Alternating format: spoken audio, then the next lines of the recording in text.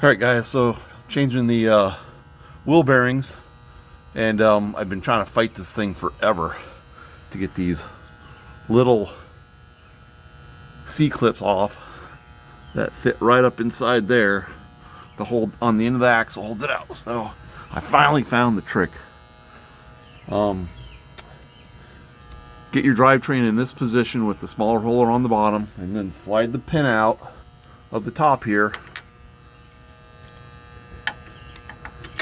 Take that bolt out there, the 8mm. Slide this pin out. Try not to move this assembly because the spider gears would become a pain in the ass. If you look inside there,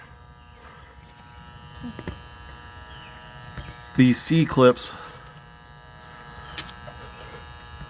were on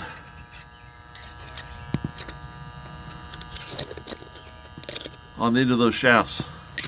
You can see that. So you can put your hand in through the top here.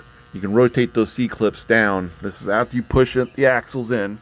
So push the axles in as far as they go, and then you can feel those on the top, and you rotate those C-clips so they'll be facing downwards.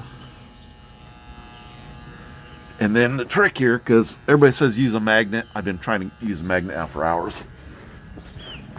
To the point I'm about ready to scream. Put it back together. But the problem is there's not enough room from the slide out. So what I did,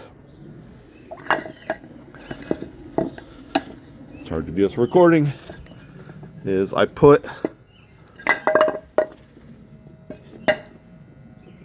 wood on the end of it, and I gave it a nice whack with my 10-pound sledge, and it fell straight out. Like straight out. Like, wow. So now I can continue replacing the wheel bearings. Hope this helps you guys.